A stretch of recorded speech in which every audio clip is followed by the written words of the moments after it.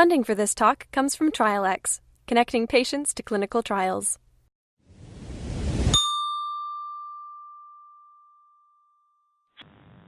Hello everyone, and welcome to Cure Talks for a discussion on multiple myeloma. I'm Priya Menon, Scientific Media Editor at Cure Talks, joining you from India. And I wish everyone here a very happy new year. This is Cure Talks' 76th episode, and we have a new website now. Please do visit us at www.curetalks.com. And do send in your feedbacks to me, Priya, at trialx.com. We are discussing European perspectives on myeloma treatment strategies, and we have with us on our myeloma broadcast today one of the foremost myeloma specialists in the world, Dr. Antonio Palumbo from University of Torino. Welcome to the show, Dr. Palumbo. It's an honor to have you here. Thank you very much for the invitation. My co-host for the show is myeloma survivor and editor of myelomasurvival.com, Gary Peterson. On the panel are myeloma advocates and survivors Pat Killingsworth, Jack Aloe, and Lucy Smith. Gary Peterson will introduce us to our expert and begin with the discussion. Before I hand over to Gary, I would like to tell all listeners that we will be addressing questions sent in towards the end of the show. And if you have a question for our panel, you can press 1 on your keypad, and we will bring you on air to ask your question. Alternately, you can email me with your question at priya@trialx.com. With that, it's over to Gary. Gary, you're on air. Well, thank you again, Priya, and thank you for putting together this wonderful forum for all the patients to be able to learn of some of the best new news and existing procedures in multiple myeloma. Dr. Antonio Palumbo is the chief of the myeloma unit of the Department of Oncology, Division of Hematology at the University of Torino. Dr. Palumbo was a research associate at the Worcester Institute, University of Pennsylvania. He specializes in hematology, malignancies, medical oncology, and has clinical and research interest in plasma cell dyscrasia, whatever that is. I didn't Google that, so. No, that's okay. Dr. Palumbo's MD received his doctor's degree from the University of Torino in Italy, served his residency in internal medicine, and held a fellowship in hematology oncology at the University of Torino. He is a member of the board of directors of the International Myeloma Society, of the Advisory Board of International Myeloma Foundation, the IMF, president of the European Myeloma Network Trial Group.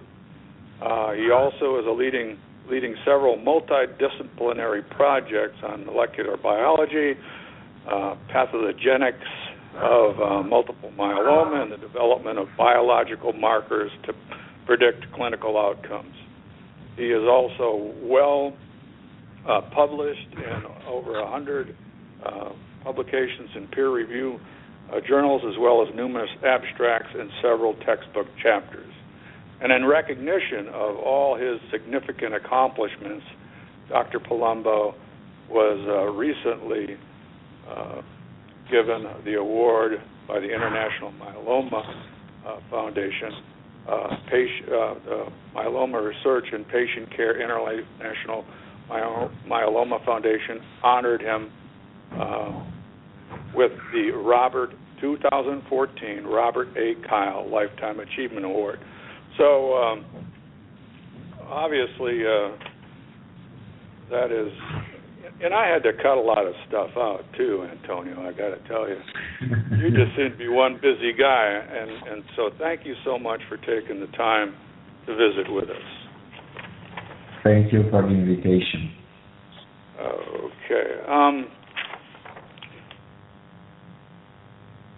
So welcome to the Cure panel, and with spending per patient in the United States at twice that of the European Union, and the European Union having an average survival rate as good or better than the U.S., I would say that Europe does more with less.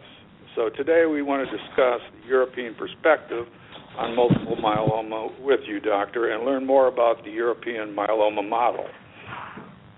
Now, at ASH and ASCO, it appears that there's a cooperative relationship between researchers throughout the world with a large degree of commonality. Yet, there also seems to be differing views on treatment protocols. Would you outline what these differences in treatment are and why there are differences? For example, Dr. Hari mentioned U.S. and EU have similar patient populations, but EU performs 7 times as many Aloe transplants for myeloma. In addition, the U.S.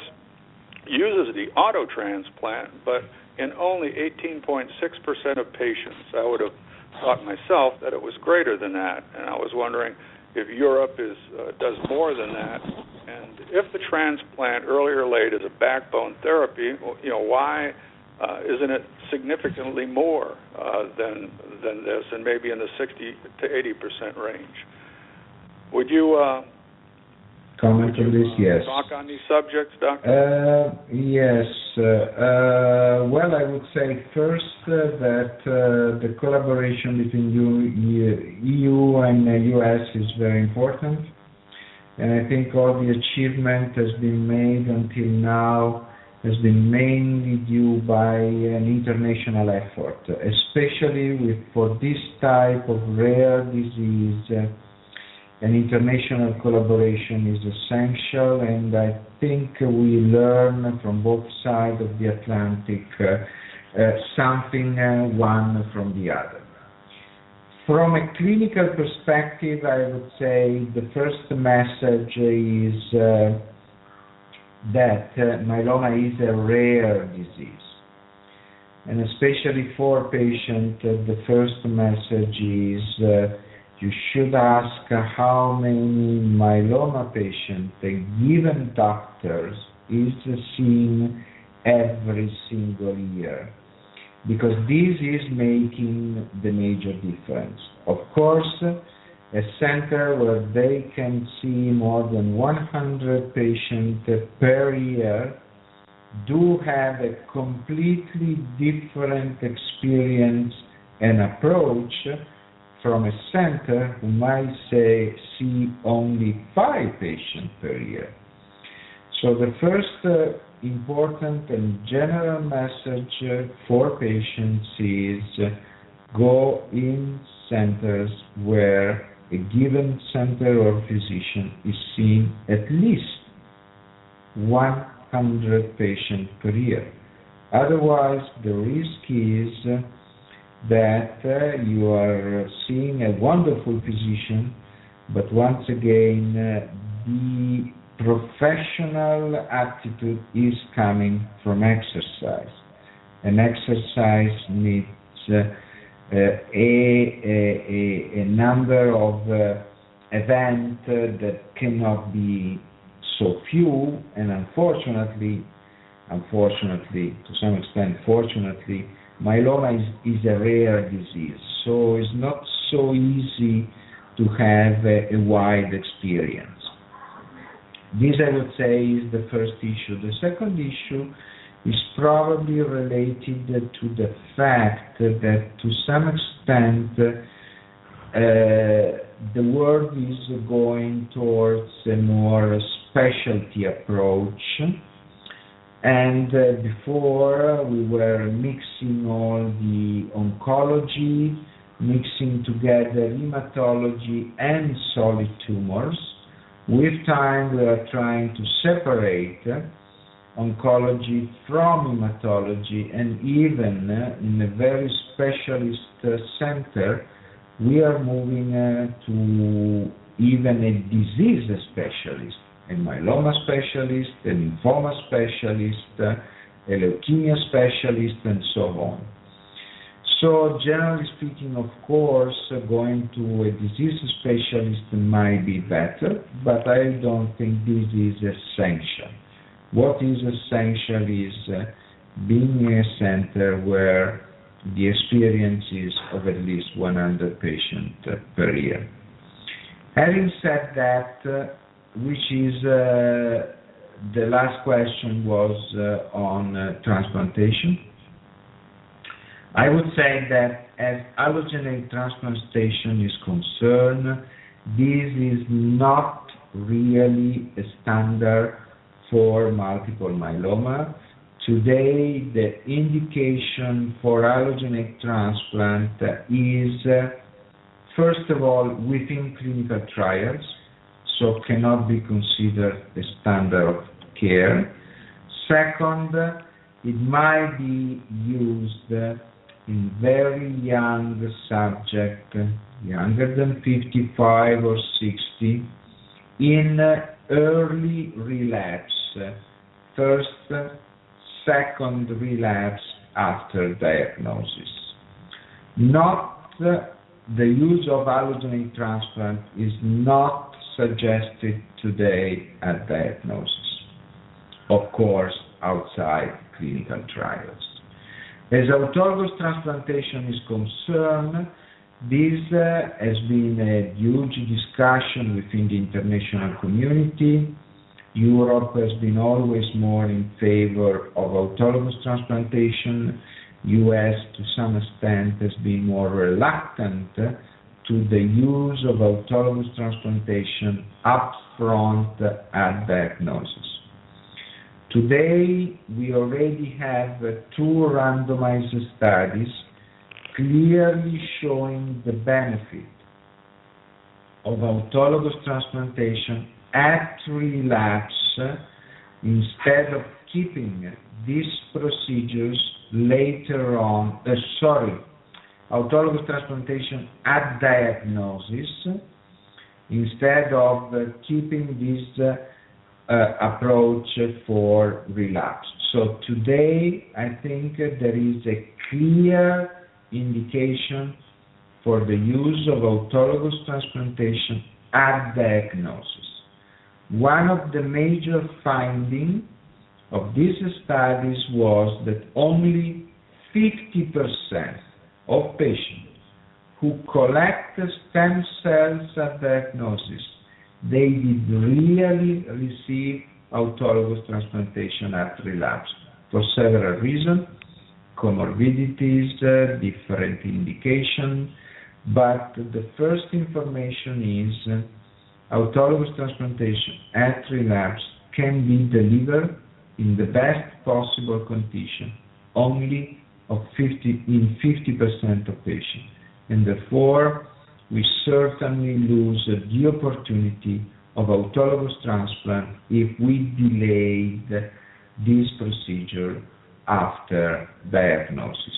The last issue will be that these studies did show both improvement in remission duration and overall survival.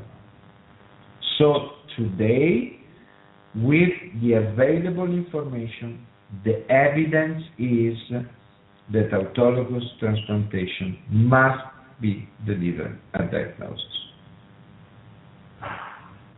So what is your percentage in the EU? Ours is 18.6. No, we are 50%. We are 50% because let's say we had a study in the UK. Actually, this is an incidence that is basically coming from UK, so we do not have really numbers coming from all over Europe. The issue is that in Europe, we might say that around 50% of patients do receive autologous transplantation at diagnosis. You might consider that around 15 to 20% of them they do not receive it for comorbidities, because of course you need to be in good clinical condition to receive a transplantation.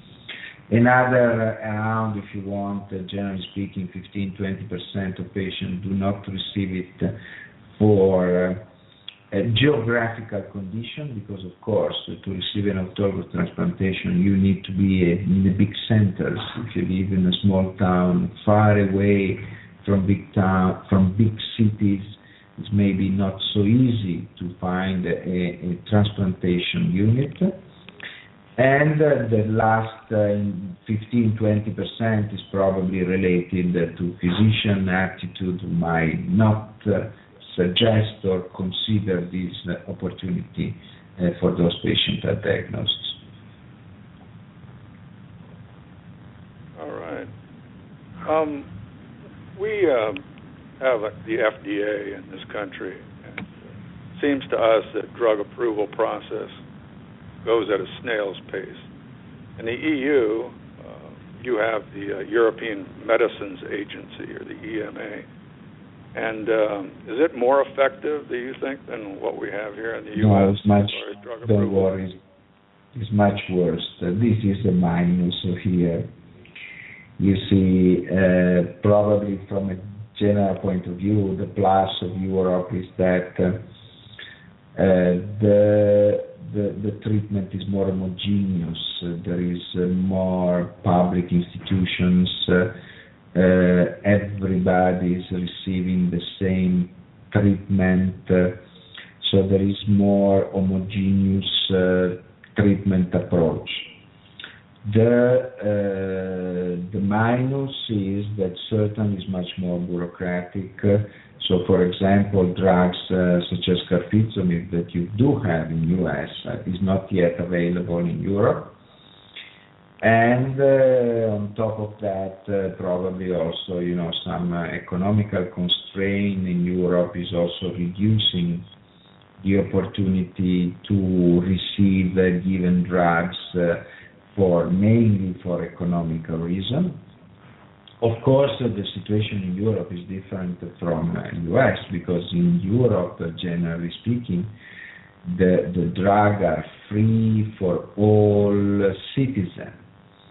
So what for you is a private insurance, and therefore is based on the contract between the subject and the insurer. Here, the contract is between a nation and the reimbursement. So a given nation might decide to reimburse a drug, another might not consider the drug cost effective and will not reimburse the drug.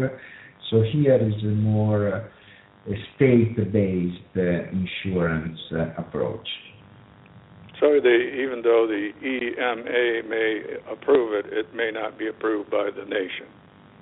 Well, no, the process is, you should know, let's say EMA is equal to FDA.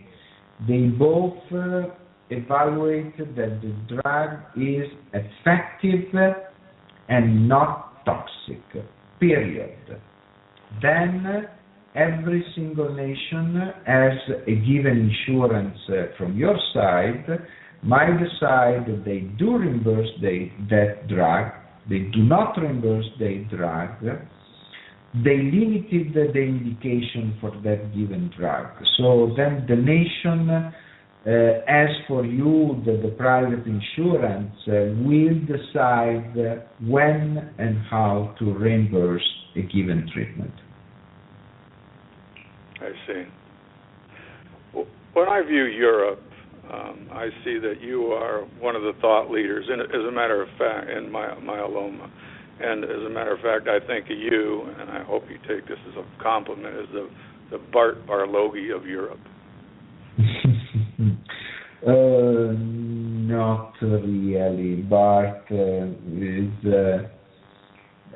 Bart has many, he did really a lot in U.S. He's changed completely the way to think. Also, Pat Killingsworth just had a blog post, an article on his blog that said that arguably you are the best myeloma specialist in Europe. But in the U.S., I see a disparity between the best institutions, and you mentioned it, about the 100-patient requirement that you see as a necessity, that the best institutions have newly diagnosed life expectancies of 8 to 10 years or more versus the average of both the U.S. and EU, which is about 4 years. Do you see the same experience in Europe, that the best institutions provide life expectancies 2 to 3 times that of the local oncologist. This is Jack. The only thing I would do was try to clarify with respect to transplant percentages. Are you talking about all transplant eligible patients, that it's either 18% or 50%, or is that of all myeloma patients? Well, our 18.6... They are only transplant eligible patients. Thank you. Okay, and what percentage of the total patients would that be, Dr. Palumbo? The total patient would be 30%. Yeah. Okay, our transplant... From a pure age point of view, will be 30%. Yeah, so it's closer than you think. Yeah, it is. Yeah, thanks, Jack. It definitely is close. So on the total patient would be actually 15. So. Okay, then it's very similar. All right, what I'd like to do now is you had already mentioned that the best institutions. You pretty much answered my third question. That the best institutions generally have significantly better life expectancies than those of the average. And I was just asking whether that was the same in Europe. So let's go on to the questions now. Jack, your question? Well, I have a couple of them. Dr. Palumbo, I'm always appreciative of your focus on quality of life, and that was evident again at this past ASH when you presented results of the efficacy of getting carfilzomib once a week instead of twice a week. And I think that might be a very important trial for patients, considering the big difference of, going into an infusion center once a week instead of 2 consecutive days as required now. Along those lines, could you say more about the categories of fit, unfit, and frail patients, what that means, and what that might mean in terms of treatment recommendations?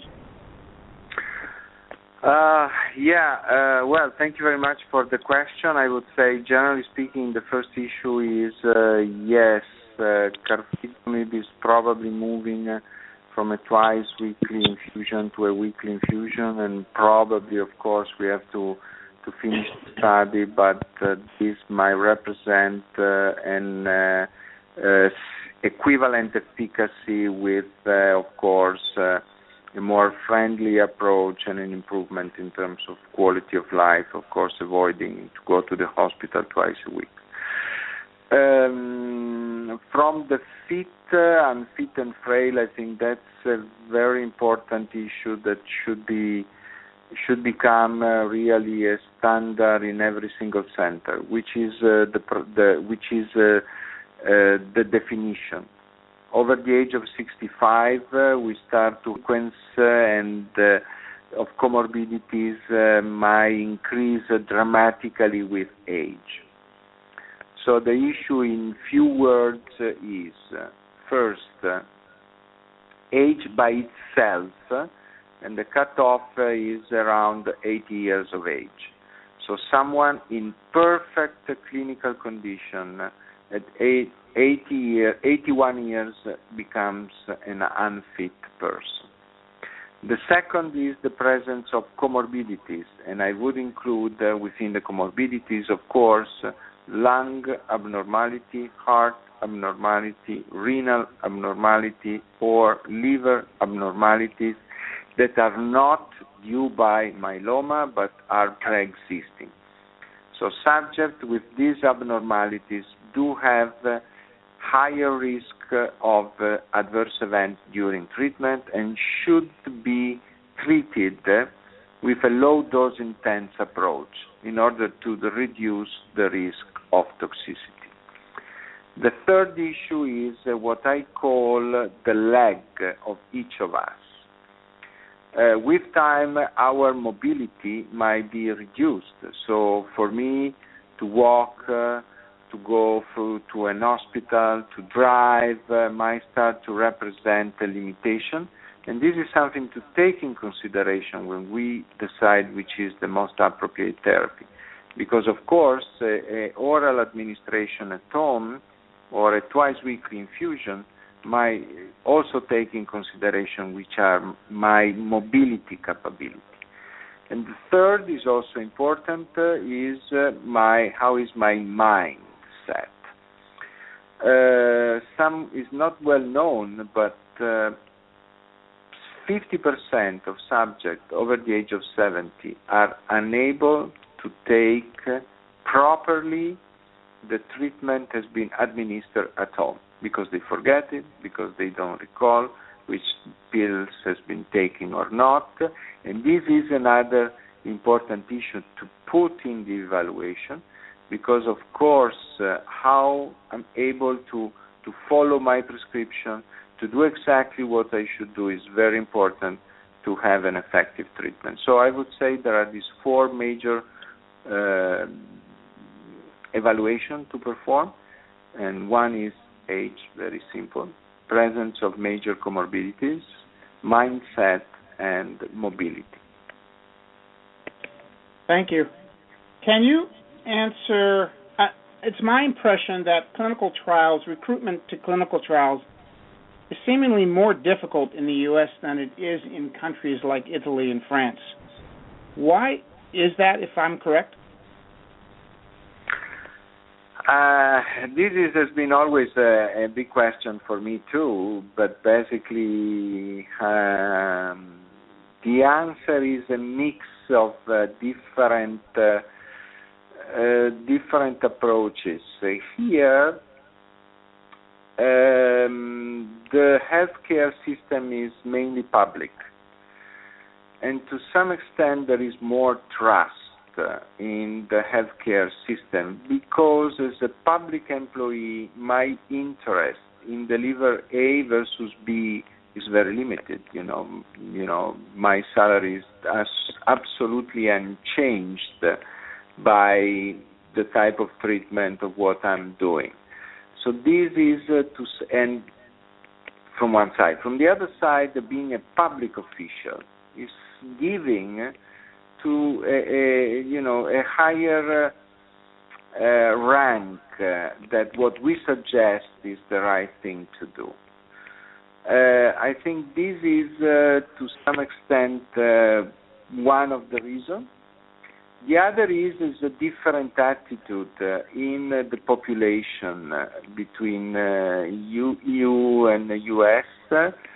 You are more used to do by yourself. You have to define what is the best thing to do. We delegate much more to someone else, that is the public, our big papa.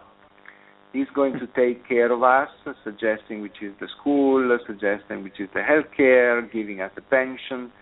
So we tend more to delegate to other our major choices. Probably in the future we'll get very close to the U.S. attitude. I think we are seeing a shift towards the U.S. attitude, but today this might still be considered a difference. Thank you. And the last is a very quick question. Why does it, not that we like steroids at all, but why does it seem like the steroid of choice in Europe is prednisone rather than dexamethasone or dex as it is in the U.S.? Now, can you repeat it? No, we use prednisone instead of dexamethasone. This is the... Yeah.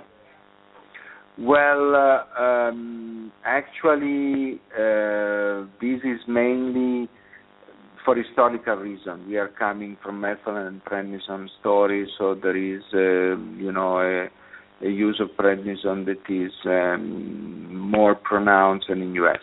I have to say that once again, dex should be considered choice number one for a younger patient, while prednisone is certainly a more gentle approach and certainly gives a major advantage in the, once again, elderly, frail population. 40 milligrams of dexamethasone is not a piece of cake. Pressure might be increased. Diabetes,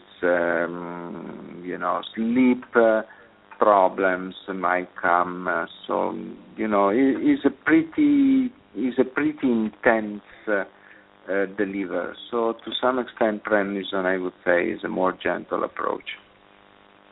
Thanks so much for all you do for patients, Dr. Palumbo. Dr. Palumbo, Well, that's it for me, Gary. Okay, thanks, Jack. What I'll do is I'll have Lizzie Smith next on the line. Lizzie, your questions? Hi. So I'm still very fascinated by the role of Aloe transplant for myeloma. Because it seems to be curative, I'm just wondering your thoughts on why it's not more commonly used as an approach to fighting this disease. Because allogenic transplant is, with time we are, years ago we were having a sort of chemo that was basically a really toxic agent and nothing else. We are starting to have more, we call it intelligent or smart drug that are really affecting the mechanism of growth of the tumor. So this is the change that we have been seeing, and we will probably see even more in the future, looking at the therapy of 20 years ago and the therapy of today, which is the limitation of allogenic transplant. Basically, allogenic transplant is an immunotherapy because you are infusing in a given subject lymphocyte and antibodies where you do not know anything. At the end of the day, the issue is you might create an immunotherapy against myeloma, and bingo, this is certainly a success. But you can also infuse and deliver an immunotherapy against the host. And then when you see the graft versus host disease, when you see a risk of death that is still 10-15% within the first 100 days. So the issue is for allogenic transplant, we do not know what we do reinfuse. If you create a major graft versus host or a graft versus myeloma. The balance of these two options are basically making no difference in comparison to autologous transplantation. Randomized studies comparing autologous transplantation versus allogenic transplant do see in some studies advantage for allo, in other studies advantage for auto. When you put all together, there is no major advantage of one procedure versus the other. So the evidence today, and that's why we do not suggest it, from a pure clinical point of view, is that on general population, we cannot say that allo is better off auto or vice versa. On a single subject, I call it the Russian roulette, we might infuse a major graft versus myeloma bone marrow, and this is a plus, or a major graft versus host, and this is a minus. Unfortunately, we are totally unable to predict these two options. Okay, thank you. Thank you. Okay, Pat, your question? I'm back. Sorry about the glitch, Gary. Yeah, sorry, doctor, that we did have a glitch. Pat? Press the wrong button on a phone I don't use very often. Hello, doctor. Hi. I, too, had questions about using allogeneic transplantation in Europe, but I think you answered that very well. It would be nice if we knew how it would turn out, wouldn't it? Because I have a number of friends, including Jack on this broadcast, who have lived a long time after undergoing an allogeneic transplant. So it's always hopeful for those of us that are late-stage patients thinking if we could have done something like that, maybe we'd be around a little longer. Maybe in the future, but today, unfortunately, especially for myeloma, may be different for other diseases, but especially for myeloma, we are substantially unable to predict which would be the outcome of our infusion. So. Sure. And from your previous conversation, I understand that you have access to Kyprolis, carfilzomib. Oh, we don't actually. You don't? Yeah, that was one of the differences. So you must not have access to pomalidomide yet. No, pomalidomide, yes, not yet Kyprolis. Interesting. Here it was the other way around.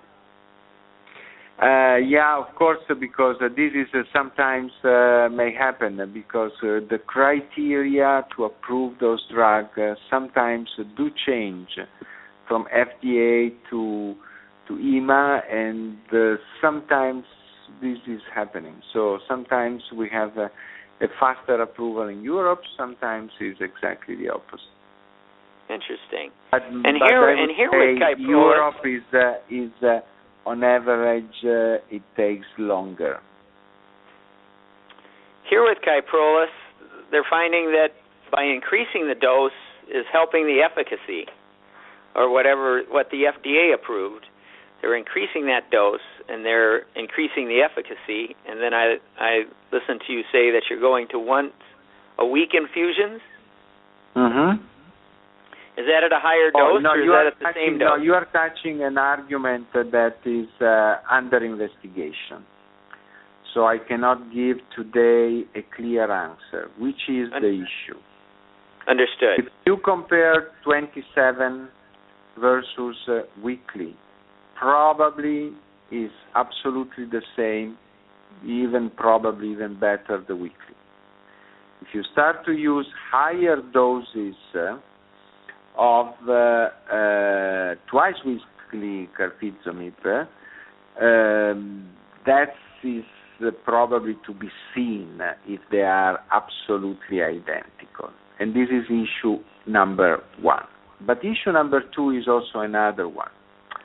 If you give weekly for a longer period of time, probably might be equal to twice weekly, because you cannot, instead of giving, to make you an example, 10 in 1 month, if you give 5 in 2 months, you basically might achieve the same efficacy.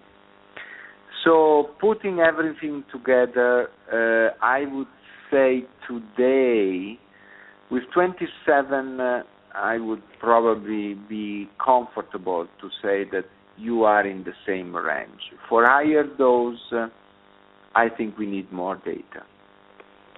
Of course. Are you finding that the Kyprolis is helping some patients that have become refractory to Velcade? Absolutely, yes.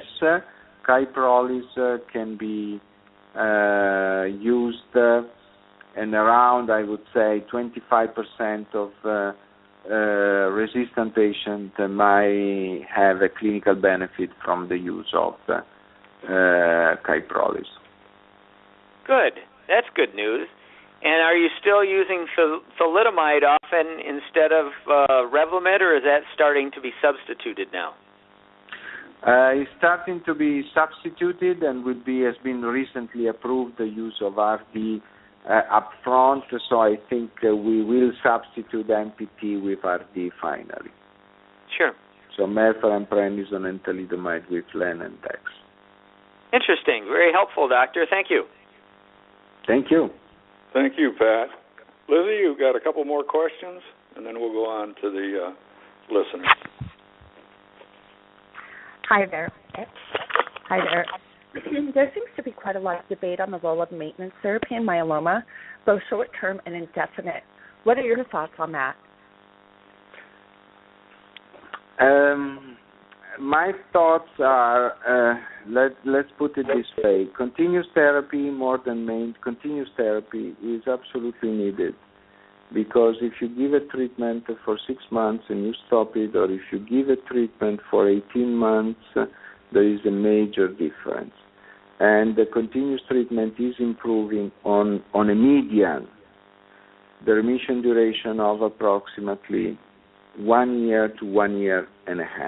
So the improvement is important and has been shown in every single study. Then, not always this translates in a survival improvement.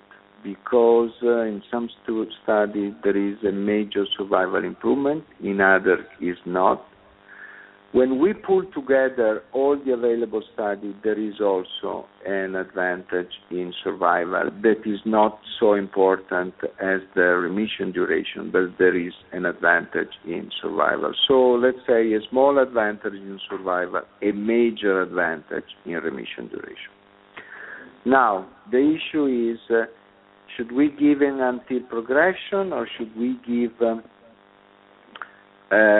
continuous therapy for 2 years? This is more troublesome, and honestly today we do not have data to clearly show that until progression makes a major difference towards 2 years of maintenance.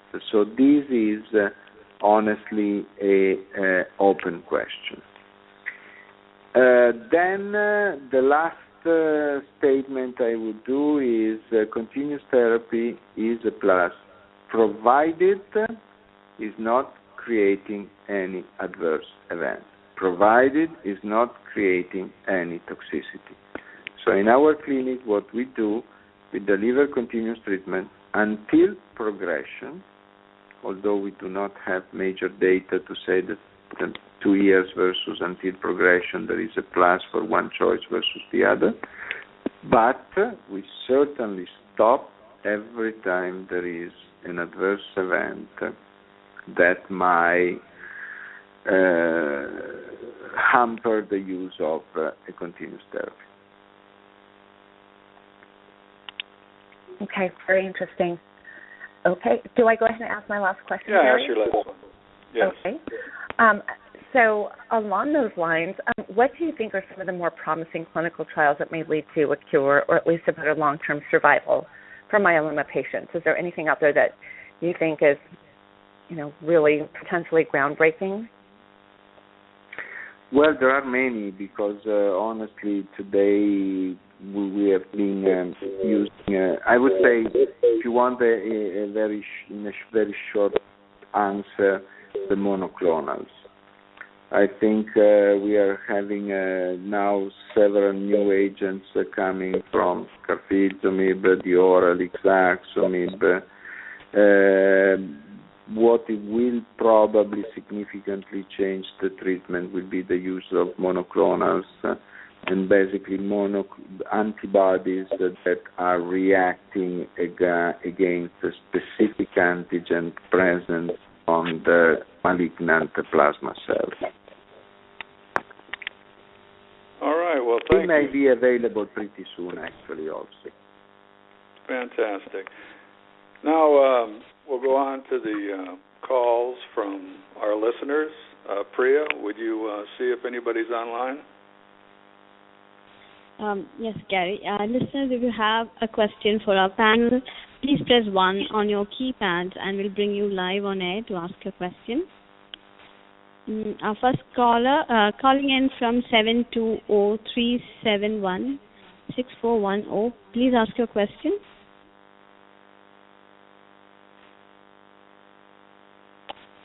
Caller calling in from 371-6410. Please ask your question. You're on air.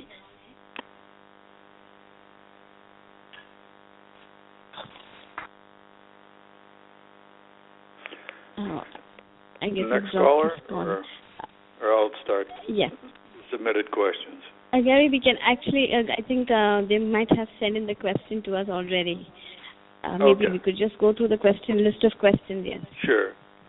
Doctor, we have a number of submitted questions. They're done without names. Some are, some aren't.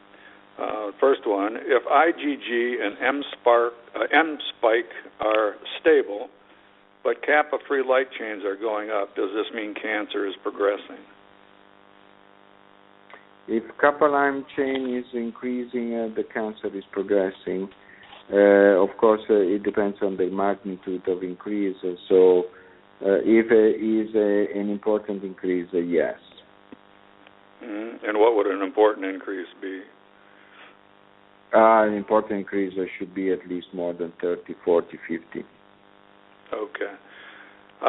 Ariana writes, what is the view of using Velcade prophylactically after a stem cell transplant? Her husband, now 54 but 51 at diagnosis, had autologous stem cell transplant in 2013, which was left him with 5 to 7% myeloma on biopsy post-transplant. As this is only a partial response, his consultant suggested Velcade prophylactically to increase time before relapse, and he began this in September 2013, but has made it clear that she does not know the efficacy rates. Well, this is a very similar question to the previous one. Of course, you can have a continuous treatment with lenalidomide or with Velcade. They are basically similar from that point of view. One is injection, the other is oral, but basically both are effective. The issue is the moment you have a residual tumor, if there is no toxicity, is wise to use a continuous treatment to keep the tumor under control. Otherwise, if you stop, the probability of relapse will increase. Okay. Would you suggest adding like Velcade Dex to that, or thalidomide Dex? Well, this is honestly, we do not have evidence for this. Right. That Dex, I would probably start in our practice with a single agent, eventually add a second agent if I'm starting to see that something is moving. Otherwise, if everything is absolutely stable, I will keep one agent approach. Is that a cost consideration, or is that a... No, of course, to add dexamethasone is not adding any cost. So, right. So it's not, no, I would use a single agent. Today we do not have evidence that two agents are better than one as continuous therapy. So. Okay. How long should a myeloma patient continue a treatment such as Revlimid or Velcade? You talked a little bit about that.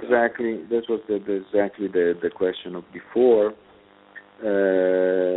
More than how long, I would stress the concept, continue if no toxicity are coming. Okay. Because with toxicity, stop it. We do not have any data to say that 2 years versus until progression there is a plus of one approach versus the other. There is a U.S. studies ongoing. They will probably give us this answer, but today we do not have any data. And then the next question is, when you are dealing with patients that have multiple prognostic indicators for high-risk disease, in particular 17p, 1q21, and FISH13 deletion, how do you determine the most appropriate treatment regimen? My answer is unfortunately coming from a Barlogi answer. I do not have any. Today we do not have any specific treatment for high-risk myeloma. We of course, do use a dose-intense treatment for these patients, but certainly today there is no specific treatment for high-risk patients. So we certainly use, I would say, in an autologous transplantation, I would use bortezomib induction, autologous transplantation, lenalidomide maintenance in a younger patient, and I would use once again a bortezomib-based induction, eventually followed by lenalidomide or bortezomib maintenance in a non-transplant eligible patient. Okay, which answers the next one, what is the role of transplant? Single, two, or more for high-risk patients, so you just talked about it. We use, for high risk, two transplant are indicated because, of course, we are certainly giving, for the high risk, we give our best treatment, but we should give basically the same for the standard risk because the standard risk will do much better than high risk. So today, the answer is deliver a dose-intense treatment and no specific or peculiar regimen is indicated. Okay, but you would use a tandem? Yeah, tandem for high risk. Okay. Do you use a lot of tandems then? We use a tandem in all patients. In all patients? Yeah. Oh, okay. So do you also use VDT pace as well as melphalan during that? No? No. Okay. All right. They do that in Arkansas, correct? Yeah. No. We use VTD because it's reimbursed. VRD is not reimbursed, so we use VTD induction, double transplant, and VTD consolidation. Okay, so PACE would not have been reimbursed. Yeah, it's of course a reimbursement issue, at least in my country. Well, all over Europe, the VRD is not reimbursed, so it cannot be used. All right. Does okay, and we talk. Okay, and the next one is really the same, but with a few other things in it. 414 is does autologous stem cell transplantation have better outcomes for certain aberrations like T414, deletion of 17, T14, 16, etc.? No. The things are much easier. First of all, do not pay too much attention to prognostic factor. On a single patient, the prognostic factor are not so predictive because we do not have biomarker that gives me a 95% probability to predict a given outcome. The prediction is around 35%. So we have one option out of two that is absolutely low as specificity in terms of predictors. Generally speaking, the conclusion is, of course, that high risk do worse than standard risk, but on a single patient, still everything can happen. Okay. What would your treatment strategy be for a high-risk patient whose induction with RVD responded well, as it typically does, but relapse was quick? Treatment with CCD are not working, meaning poor or non-responsive enough. No, you see, for this type of patient, first of all, do a nice induction. And for them, certainly VRD induction, double transplant, VRD consolidation. Probably in this patient, the maintenance should be a VRD cycle every 2 to 3 months to keep the tumor under control with a dose-intense continuous therapy. So this should be done certainly in terms of induction to give the maximum and prolong the remission duration as long as possible. After relapse, certainly, once again, the two options are kyprolis plus len or cyclophosphamide. Okay. One thing we learned, or not learned, but one of the things that Dr. Loniel from Emory mentioned, he had some pretty good results with a single transplant, but with high-risk disease, and I can't remember the induction, but he's using exactly the approach I just mentioned before: VRD transplant, VRD, and keep going with the same schema. I have to make today. Honestly, we use that tandem. There is no evidence that tandem is superior to single. There are ongoing studies that are evaluating this issue, but honestly, I cannot say that 2 is better than 1. Today, no one can say 2 is better than 1 or 1 is better than 2. Okay, and his research would indicate that, he was thinking, and it's not research, he just says it's supposition on his part, and the supposition was that the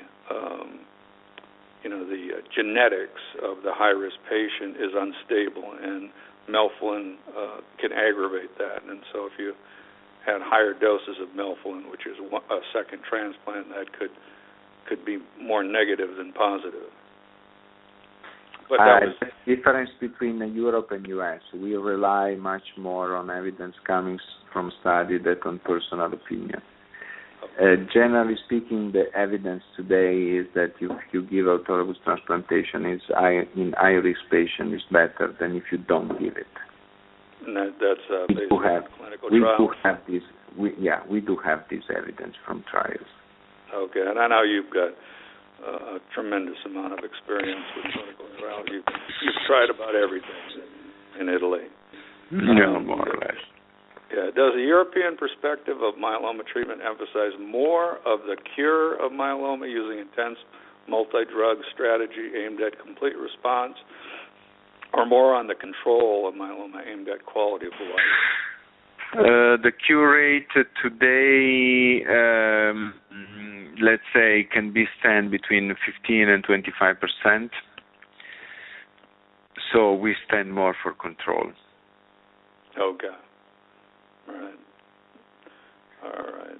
In early therapy in the newly diagnosed multiple myeloma and in smoldering multiple myeloma patients, is it more advantageous or disadvantageous according to you? Early is always more advantageous. More advantageous. Okay. And could you give your opinion, and you already have a little bit, on monoclonal antibodies in treatment? And I would say, is that would it be a signal agent? It would be in combination. Oh, it would be a combination. Part of the would be a combination with transplant. We will basically add the monoclonal to current treatment schema. You would add it to carfilzomib? Yeah. The future will be that basically we will add monoclonals to what we are using today. So RD, VD, VRD, CRD, and so on. Okay. Fantastic. Priya, anybody on the line?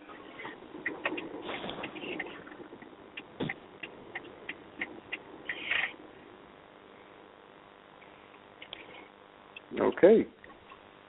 Okay, one other thing. Any last questions for Dr. Palumbo from the panel? Hi, Gary. Can you hear me? Yeah. Hi. Okay, I do have a follow-up. So, Dr. Palumbo, from the perspective of a patient who's on long-term therapy or maintenance therapy, for example, what are the risks of becoming immune to those drugs so that they no longer work? So, is perhaps a better option to maybe go, if a patient is in remission, to go off of the treatment so that when a patient relapses, those drugs are still effective? No, the balance is if you do not do anything, the risk of relapse is 70%. I'm giving just number to give you ideas. If you give a continuous treatment, the risk of more aggressive disease is 20%. So it's always true that giving a continuous treatment, you are going to chemoresistance, but it's much more prominent the risk of not doing anything and do have an aggressive, I'm not saying a relapse. So the balance is between continuous therapy that keep the tumors under control and avoid the creation of new genetic mutation that might increase the aggressiveness of the tumor, and this is much more prominent in comparison to the risk of having anyway a genetic mutation that will make a tumor more aggressive. Okay, that is a very good reason to stay on maintenance therapy. Thank you. And thank you for joining us, Lizzie. My pleasure. You just jumped right in there like you're a pro. Unfortunately. And Dr. Palumbo, as I stated before, I put a list together who I thought were the great 8 of myeloma specialists in the world, and you're on my list, and also very highly rated by Pat, who's very, very, much a part of the patient advocate population. So we just thank you so much for the time that you've spent with us and for your insights and the differences. And obviously you guys in Europe do more with less, and you do more with less because you have less than half of the cost per patient, and you do more because you don't get the drugs as quickly as we do. So the fact that your average life expectancy is as good or better than that in the United States speaks volumes for your efforts. So thank you so much. Well, thank you for everything. Thank you for the invitation. Thank you very much. Thank you. Thank you, Gary. Dr. Palumbo, it has been great listening to you.